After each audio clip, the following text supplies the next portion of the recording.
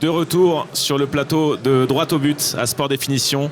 On est ici en plein Paris au carreau du Temple et j'accueille mon dernier invité, Alexandre Moll, qui est cofondateur de Régénère. Bonjour Alexandre. Bonjour, merci beaucoup pour l'invitation. Pas de souci. Bienvenue à Sport Définition et bienvenue sur le plateau. On commence par une question un peu large pour que les gens te connaissent mieux. Quel est ton rapport au sport? Comment a commencé ton histoire avec le sport? Écoute, j'imagine comme beaucoup de personnes ont dû te dire en testant d'abord pas mal de sports et ensuite plutôt sport collectif. Pendant une dizaine d'années, j'ai pratiqué le handball. Okay. Et j'ai eu l'occasion en fait de partir à l'étranger dans un pays qui pratiquait pas le handball. Et là, c'était l'Angleterre du coup pour le coup. Donc je me suis retrouvé sans équipe, un peu sans sport du jour au lendemain. Et finalement, j'ai un collègue qui m'a gentiment proposé d'aller courir une fois. Donc au début, c'était 3 km, etc. Et comme souvent, ça se termine par un 10, un semi, un marathon. Et donc aujourd'hui, je suis plutôt arrivé sur du triathlon, sur le sport que je pratique le plus. Okay. Et donc ça a pris une place plutôt importante dans ma vie quotidienne. Ouais. Ouais, c'est équivalent parce qu'on va y venir. Tu es entrepreneur, tu gères toute une plateforme de 30 000 m² de logistique. Comment tu arrives à concilier un peu le sport, peut-être la vie de famille et en même temps l'entrepreneuriat? Alors c'est une excellente question. Effectivement, tu as l'entrepreneuriat, j'ai 2 enfants et une femme qui a aussi un travail qui lui prend bien du temps. Et donc la réponse, en ce moment en tout cas avec l'été, c'est se lever tôt et ou faire tard. Donc c'est facile l'été, plus difficile l'hiver. Mais aujourd'hui c'est plutôt ça l'organisation. Donc se coucher tôt, se lever tôt et enchaîner des bonnes journées. Si j'ai posé la question à tous les invités, si tu devais croiser un martien et qu'il te demandait c'est quoi le sport, quelle serait ta définition du sport? Écoute, pour moi, ce que je lui dirais c'est bien-être déjà. Et il y a un côté dépassement de soi, pour moi, qui est important et partage. Donc ce serait vraiment là-dessus que je l'inviterais. Et je l'inviterais à venir faire quelques séances avec moi. De triathlon? De triathlon, ouais. Et plutôt quelle épreuve? Alors, moi, je suis plutôt runner de base. Le vélo, ça me pose pas beaucoup de challenge. La natation, en ce moment, c'est ce qui est peut-être le plus dur. Donc voilà, peut-être commencer avec un martien à faire de la natation, ça serait sympa. Est-ce que tu peux nous en dire un peu plus sur Régénère? Du coup, c'est une plateforme, c'est un site logistique de plus de 30 000 m². Comment tout ça a commencé? À la base, je crois que l'histoire, c'est Decathlon. Est-ce que tu peux nous en dire un peu plus? Ouais, tout à fait. Donc moi, j'ai été salarié de Decathlon pendant 10 ans. Et dans notre parcours, sur la fin, il y a eu un plan de transformation de la logistique. Et on s'est retrouvé dans un premier temps à intraprendre, donc à essayer de transformer l'activité de ce bâtiment pour Decathlon. Et in fine, après 1 an et demi de projet, à entreprendre. Et donc là, c'était plutôt déjà quelque chose qu'on portait de manière dans nos volontés d'action. Mais donc on s'est retrouvé il y a 2 ans maintenant bientôt à reprendre un bâtiment de 30 000 m² et une centaine de personnes, pour le coup qu'on connaissait bien puisque c'était nos équipes chez Decathlon. Et à quoi servait ce bâtiment pour Decathlon, pour que les gens comprennent mieux à quoi il servait? Chez Decathlon, c'était un bâtiment régional, donc c'était pour gérer toute une logistique régionale, donc livrer des magasins dans un périmètre d'une centaine de kilomètres, donc à peu près 30 magasins, et une partie e-commerce. Donc c'est ce qu'on faisait aujourd'hui, à cette époque-là pour Decathlon. Et pourquoi ce site devait fermer et comment vous avez réussi du coup à reprendre ce site? C'est quoi le secret? Alors c'est une sacrée histoire. Comme je disais, il y a d'abord eu une phase en interne. Pourquoi? C'est assez simple. Decathlon est une boîte qui se modernise, qui est toujours en mouvement. Et donc aujourd'hui, il y a des technologies qui existent, qui sont différentes des technologies d'il y a 20 ans, 30 ans quand la logistique a été créée, notamment mécaniser des bâtiments. Et donc il n'y avait plus besoin d'autant de surface logistique.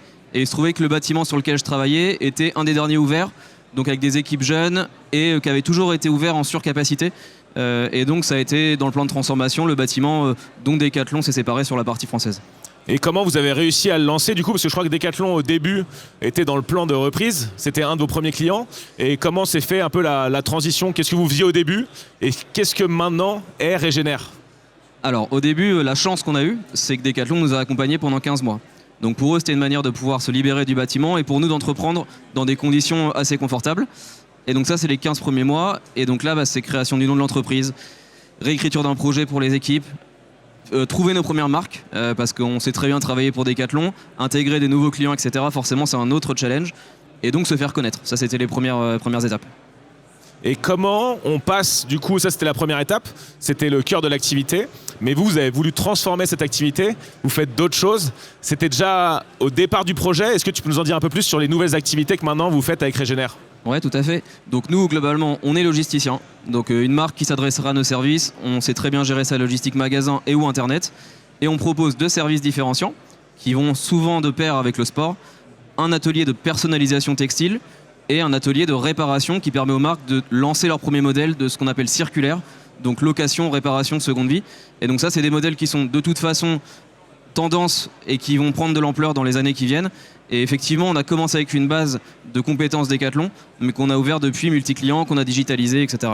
Parce que physiquement, au tout début, j'imagine que l'entrepôt, 100% de la superficie d'entrepôt était pour la logistique. Et maintenant, qu'est-ce que représente chacune des différentes activités à peu près en termes purement d'espace et de périmètre? Ouais, alors il y avait déjà une partie réparation et la partie personnalisation, elle était toute petite. Donc c'était 2 plaqueuses et c'était plutôt pour des tout petits volumes. Aujourd'hui, on a un atelier de personnalisation qui fait 600 mètres carrés. On sort par an 300 000 prestations, donc ça fait un petit peu de volume. Et sur la partie répa, en fait, Decathlon est parti à un moment donné après les 15 mois. Et aujourd'hui, ça intéresse beaucoup de marques, mais il y a aussi beaucoup de marques qui ne savent pas comment se lancer ou qui veulent tout de suite de la rentabilité. Et donc l'atelier s'est vidé d'un coup avec des techniciens qui étaient là. Donc il y a eu cette gestion humaine aussi à gérer. Et depuis, c'est rempli. Et donc là, on a des équipes qui sont bien occupées sur cette partie-là. Parce que qu'est-ce que représente à peu près dans votre budget ou dans votre chiffre d'affaires chacune des activités? Est-ce que la logistique est toujours la plus prégnante ou alors est-ce qu'elle diminue chaque année petit à petit? Aujourd'hui, la logistique, donc le bâtiment, il fait 33 000 m². Forcément, c'est l'activité la plus présente. La partie personnalisation, c'est une dizaine, quinzaine de personnes sur la zone, donc sur un effectif de 100. Et la partie réparation, c'est 6 techniciens aujourd'hui, une dizaine d'ici septembre. Donc ça, c'est la répartition à peu près. Et sur le business, c'est ce qui fait rentrer du chiffre d'affaires aujourd'hui. La logistique reste la majorité. Le gros avantage, comme tout se passe sous le même toit, on peut faire pivoter les business en fonction de la demande. Là où parfois, si on se spécialise, on est un peu enfermé dans un modèle. Et donc c'est ça aussi qu'on a souhaité développer. Et même tout le personnel et les techniciens, à quel point vous les avez formés ou reformés pour passer peut-être en fonction de la saison, des clients, des commandes, de la personnalisation à la logistique, à la réparation. Est-ce qu'il y a une petite formule pour ça? Ouais, alors c'est une excellente question une fois de plus. Merci. Il y a 2 choses. Alors c'est un avantage pour nos clients, puisque souvent il faut gérer des pics d'activité sur une des activités, soit la logistique, soit la personnalisation, soit la répa. Et on développe un système de multi-compétences sur le site, déjà sur les tâches basiques, on va dire, où il y aura besoin de donner un coup de main, ce qui nous permet d'être flexible pour nos clients. Et pour nos équipes, ça offre aussi de la multi-compétence et donc quelque chose d'intéressant au quotidien. Et comment vous avez fait? Parce que je crois qu'il y avait une centaine d'employés. Là, tu me dis qu'il y a plus de 100 employés. Comment vous avez fait au début pour réussir à garder ce qui était le vrai défi du départ, de réussir à garder toutes les équipes, surtout dans les plans de reprise? Comment vous avez réussi ce tour de force? Je pense que la réponse, donc effectivement, déjà le premier challenge, c'est sortir d'un grand groupe et se retrouver dans une PME qui se crée.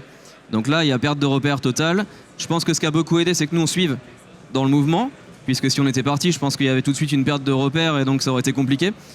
Et on a eu aussi la chance de garder notre équipe encadrement, donc c'est des points de rassurance et de repères. Et je crois que les gens avaient in fine envie de garder une aventure commune et de travailler ensemble.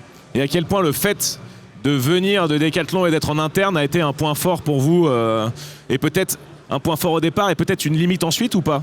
Non, aujourd'hui, Decathlon, c'est une entreprise qui est sincèrement chouette, qui est souvent la suite de l'école, donc on a appris énormément de choses qui sont aujourd'hui duplicables. On se confronte aussi à une logistique qui est différente de celle de Decathlon, donc là on doit réapprendre plein de choses. Quand je dis on, c'est moi, c'est nos équipes aussi, et donc ça c'est peut-être entre guillemets notre limite, mais on apprend. Par contre, on est arrivé avec un projet qui était déjà clair dans notre tête. Il y avait juste à trouver le nom de l'entreprise et puis à se lancer. Mais donc ça, c'était plutôt ce qui était facilitant dans l'aventure. Ouais. Et qu'est-ce qui, rétrospectivement, je vais y arriver, est le plus dur ou a été le plus dur et tu t'y attendais pas? Alors, déjà, je m'attendais pas à grand-chose parce que je voulais pas me faire de plan sur la comète. Non, ce qui est le plus dur, en fait, ça a été la force, mais c'est aussi le plus dur, c'est qu'on crée une boîte avec 100 personnes. Donc ça, aujourd'hui...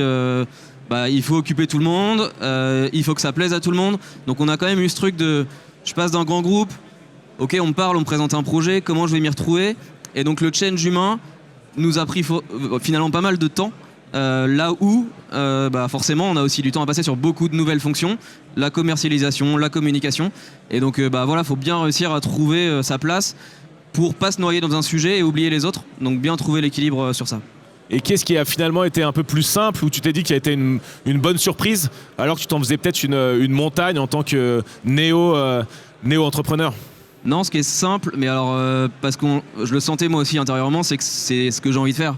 Donc j'avais envie d'entreprendre depuis longtemps, je ne savais pas dans quel secteur. Et donc les logiques entrepreneuriales, finalement, elles sont naturelles. Et on est parti avec une équipe, comme je disais, qui nous fait confiance. Et donc ça, dans la simplicité, tout de suite on est armé, tout de suite on a déjà des services qui fonctionnent et on a l'image Decathlon qui, quand on attaque le milieu du sport, reste une image de rassurance pour les marques, quoi. Et au départ, quels ont été les premiers chantiers? Comment on commence face à 38 mètres carrés de bâtiment? Ça a été quoi les premiers chantiers et c'est quoi les bonnes pratiques que tu donnerais si tu pouvais conseiller quelqu'un qui reprend un site de logistique ou des grands bâtiments comme ça? Quelles sont les premières choses à faire qui sont indispensables au départ? Comme je le disais, la première chose qui fait vivre un bâtiment, c'est les équipes. Donc c'est garder les équipes en énergie, donner une vision claire au bâtiment. Et ça passe par quoi? Ça passe par beaucoup de réunions, beaucoup d'entretiens, beaucoup de des gens intermédiaires qui doivent former, qui doivent rassurer, qui doivent parler. Ça passe par quoi concrètement? Assez rapidement, on a réécrit une vision de site. Donc redonner un cap, réécrire des valeurs. Chez Decathlon, c'était assez identitaire. Les gens étaient attachés à l'entreprise, donc il y avait cette partie-là. Et ensuite, c'est tout bête ce que je vais dire, mais d'un coup, on a perdu tous les outils qu'on utilise au quotidien. Les outils de planification, les outils de production. Et donc là, on a dû se mettre en mouvement pour retrouver tout ce qui nous permet de suivre une production, tout ce qui nous permet de planifier les gens, c'est tout bête. Mais donc ça a été les chantiers, on va dire, du début. Et après, créer la marque et rendre les gens fiers de s'y associer et rendre les marques aussi fiers de s'y associer. Et comment, dans les faits, très concrètement, on initie une démarche de circularité? Parce que c'est un peu ce pourquoi vous êtes connu, c'est dans votre nom, Régénère. Comment on fait ça concrètement? Alors pareil, c'est facile à expliquer, dur à mettre en place parfois. Donc on a des marques qui arrivent et c'est ce qu'elles veulent. Donc là c'est simple.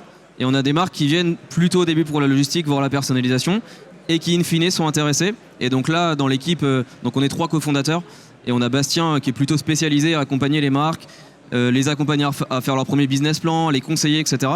Et donc souvent ça commence par un test, pour les marques en tout cas qui s'initient. Et pour d'autres qui arrivent, c'est déjà ce qu'elles veulent faire, donc là c'est un accélérateur. Et est-ce que vous êtes pionnier en France? À quel point c'est déjà répandu et il y a beaucoup de sites de logistique qui proposent le même type d'activités différentes que vous? Ou alors vous êtes vraiment des pionniers et puis vous commencez à essaimer un peu en France? Alors la partie logisticien du sport, j'en ai pas identifié beaucoup. Des logisticiens classiques 3PL qui font de la logistique multimarque, il y en a beaucoup, avec chacun leur différenciation. Il y a des ateliers de personnalisation, il y a quelques logisticiens avec des ateliers de personnalisation, mais des logisticiens qui feraient la perso, la log et la circularité, je crois qu'il n'y en a pas à ma connaissance, ou en tout cas pas spécialisés sur ce secteur-là. Et aujourd'hui, où est-ce que vous en êtes avec Decathlon et combien d'autres clients vous avez pu avoir? Et est-ce que tu peux nous donner un spectre de la diversité des clients avec lesquels vous travaillez aujourd'hui? Ouais, alors ce qui est drôle, c'est que Decathlon est devenu un client finalement assez rapidement. Donc il y avait ce deal d'accompagnement de 15 mois, comme je disais, sur la partie logistique, mais sur l'atelier de personnalisation, on a coupé. Donc pareil, au 1er août 2024, c'est un service qui s'est arrêté, donc on s'est retrouvé avec un atelier quasiment à l'arrêt. Et quelques mois après, Decathlon est revenu en disant finalement on est sorti de ce plan de transformation, mais on a besoin de vous sur nos services. Et donc aujourd'hui, c'est un acteur majeur de l'atelier. Et après, petit à petit, on a ciblé des marques qui nous ont rejoints. La première marque, c'était la Fédération Française de Foot. Pour laquelle on opère des opérations. Ensuite, on a une Holt qui est une marque qui est présente sur le salon. Et petit à petit, ça s'est accéléré, la communication s'est mise en place, le bouche à oreille s'est mis en place. Et donc aujourd'hui, pour répondre à ta question, on gère à peu près une 40aine de marques sur le site. Okay. Notre cible, c'est plutôt quand même d'adresser des marques, on va dire, costauds sur le marché. Bien sûr, d'accompagner des plus petites aussi. Et aujourd'hui, c'est ça en tout cas notre cible et ce qu'on souhaite développer. Ouais, à partir de quelle taille on peut venir toquer à votre porte? C'est quoi les... Aujourd'hui, par exemple, sur la personnalisation, des fois on fait de l'unité, mais c'est pas notre cible. Ouais. Comme je t'ai dit, on a 30 000 mètres carrés. Voilà. Donc on fait ça. Non, par contre, on passe par des agrégateurs qui, eux, ramènent X clubs de foot. Et donc nous, on n'a pas ce travail, on va dire, commercial un par un à faire. Et notre enjeu, c'est plutôt d'avoir un flux continu d'activités, peu importe d'ailleurs que ce soit log, perso ou circularité, mais d'avoir plutôt des flux réguliers qui viennent, puisque chaque nouveau client, c'est une nouvelle méthode de faire, etc. Donc l'enjeu, c'est qu'on se concentre plutôt sur des marques déjà de renommée, entre guillemets, sur le marché. Ouais, parce qu'à quel point vous pouvez personnaliser en fonction des marques l'accompagnement? Quelle est la différence entre l'accompagnement que vous proposez et le partenariat avec la FFF ou avec Nolt? À quel point c'est différent et à quel point vous pouvez personnifier ça? Alors c'est complètement différent à chaque fois. D'ailleurs, il y a des marques, nous ce qu'on a mis dans l'ADN de l'entreprise, c'est la baseline, c'est vivre ensemble une aventure collective qui nous dépasse. On s'est dit ça quand on a créé la boîte. C'est valable avec nos collabs, c'est valable avec les marques et on essaye vraiment de l'impulser. Donc ça veut dire des points de rencontre, ça veut dire faire du sport ensemble, se rencontrer sur des salons de ce type-là, etc. Et forcément, en fonction des marques, Bon, il y a des marques qui vont plus dire, voilà, gère bien ma logistique et ce sera très bien. Et d'autres qui vont être dans une recherche de développement, de partage, de connexion.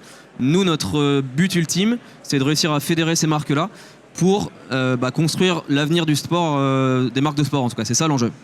Et à quel point vous cherchez aussi à avoir... Enfin, vous cherchez. Quel est l'objectif en 2026 ? La plupart de vos clients sont français, européens, ou vous avez même des clients qui sont dans le monde entier et qui cherchent à venir en France ? Quel type de clients vous avez en termes de nationalité ? Est-ce que ça dépasse les frontières françaises ? Alors, on a pas mal de marques françaises. On a aussi des marques, notamment sur des produits plus volumineux, donc des tapis de course, ce genre de choses, pour qui la logistique transfrontalière coûte cher. Et donc qui sont venus s'installer en France, trouver un point de repère. Et donc on bosse pour plusieurs marques qui sont plutôt des pays de l'Est ou de l'Allemagne par exemple, qui sont plutôt sur ces typologies-là. Et après c'est beaucoup de marques françaises effectivement qui font appel à nos services. Et comment ils entendent parler de vous ? Est-ce que vous, dans une activité comme ça, est-ce que vous démarchez ou est-ce que c'est juste le bouche à oreille et les gens toquent à la porte et vous les faites rentrer ? Alors il y a plusieurs choses. Tu as ta visibilité externe, donc comment tu communiques, ton site web, etc. Mais finalement, peut-être dans ce que tu me posais comme question, ce que j'ai appris et ce qui a été dur, c'est qu'un cycle de vente B2B, c'est pas acheter une paire de chaussures. Donc c'est de la renommée, ça veut dire que les gens quand ils viennent chez toi, ils regardent ton compte DX, ils regardent les marques avec lesquelles tu travailles, etc., etc. Ils viennent visiter une première fois, ils te font chiffrer, et donc ce cycle de vente, il est super long. Et donc c'est ça qu'on vient matérialiser aujourd'hui, et qui fait que ça prenne un peu de temps. Et ça, finalement, vous l'avez appris au bout des 15 mois d'accompagnement avec Decathlon, quand ça s'arrête du jour au lendemain et que là, t'es face à la réalité. C'est là où tu t'es dit, peut-être la prospection, la communication, c'était finalement un deuxième chantier à mettre en place. Vous n'aviez pas le temps au début parce qu'il fallait assurer déjà, mais... T'as bien résumé. Ça veut dire que la première année, de toute façon, tu prends tellement de sujets en même temps que bien sûr, tu es conscient qu'il faut que tu commercialises, mais comment le faire, qu'est-ce qui va marcher, tu laisses un peu venir. Très tôt, moi, j'ai quand même approché plein de marques. Mais de manière plutôt artisanale, du LinkedIn, voilà, on lance ce service-là. Mais là, tu as raison, on passe dans une dimension un peu plus industrielle sur cette partie-là. Donc la renommée et la partie communication, mais aussi des outils qui nous permettent de cibler tout de suite les bonnes marques et de les approcher. Et quels sont les objectifs encore à atteindre pour vous en 2026 et dans les 5 années qui viennent ? C'est quoi les gros chantiers ? Les chantiers, ce sera toujours, de toute façon, je pense, les mêmes pour l'entreprise. C'est bien faire notre boulot pour fidéliser nos clients actuels, développer notre portefeuille de marques, et avoir des équipes qui soient fidèles, qui soient fiers de bosser pour nous et qui le rendent aux clients avec lesquels on bosse. C'est vraiment ça les chantiers. Et à quel point vous souhaitez aussi sur tout ce qui est économie circulaire et la réparation, le développer, parce qu'il y a des valeurs derrière. À quel point c'est compliqué ? Qu'est-ce qu'il faut faire comprendre aux marques pour qu'elles aient moins peur de ça ou pour qu'elles arrivent à l'insérer dans leur logiciel ? Je crois qu'on ne sera pas magicien. On pourra en parler, etc. Je crois que ce sera très lié à la tendance de marché. Donc il faut être prêt quand ça va accélérer. Et on aura toujours comme d'hab des marques qui seront pionnières sur le sujet, qui auront envie d'avancer. On a des grosses marques des fois qui nous contactent, qui nous disent voilà, j'ai entendu parler de vous. C'est des marques de renom, donc ça fait plaisir. Mais donc voilà, c'est ça l'enjeu. Et donc on va pas forcer. On va inciter, on va en communiquer. Et quand les marques seront prêtes, on sera prêt aussi. Et plus personnellement, et même pour Régénère, qu'est-ce que tu vas venir aujourd'hui chercher sur un événement comme Sport Définition ? Quel est l'objectif de ta journée ? Alors, je t'ai déjà venu l'année dernière déjà. Ça s'est bien passé ? Ouais, c'était cool. Donc, être connecté à l'écosystème, savoir ce qui se passe, connaître les tendances de marché. Des fois, c'est une rencontre. Voilà, c'est ce qui peut arriver. Et moi, l'enjeu, comme je l'ai dit, je veux pas être logisticien classique. Je veux être le logisticien du sport. Et donc, forcément, il faut que je sois présent dans les endroits où ça parle de sport. Pour que je puisse petit à petit me faire connaître les gens et avancer sur cette partie-là. Et personnellement, l'année dernière, si tu reviens, tu as pu rencontrer des personnes ici qui sont devenues des clients ou qui t'ont amené des idées ou des potentiels clients que tu n'avais pas forcément en tête ? Ouais, alors j'ai découvert des marques. Et l'année dernière, il y avait pas mal d'intervenants de marques qui venaient présenter leurs produits. Je me souviens qu'il y avait Oka, etc. Et donc c'était effectivement une manière de croiser ces marques-là, déjà de les connaître, de connaître leurs projets et de pouvoir aller échanger 5 minutes après la conférence pour se faire connaître, premier contact. Et on parlait de prospection tout à l'heure. Le cycle il est long, donc ça commence parfois par une rencontre et 2 ans après, des fois, le téléphone sonne et puis c'est parti quoi. Et merci Alexandre, bonne journée et restez connectés, du coup, droit au but. Merci beaucoup. Sur le plateau de Big Media. Bonne journée. Merci beaucoup, bonne journée.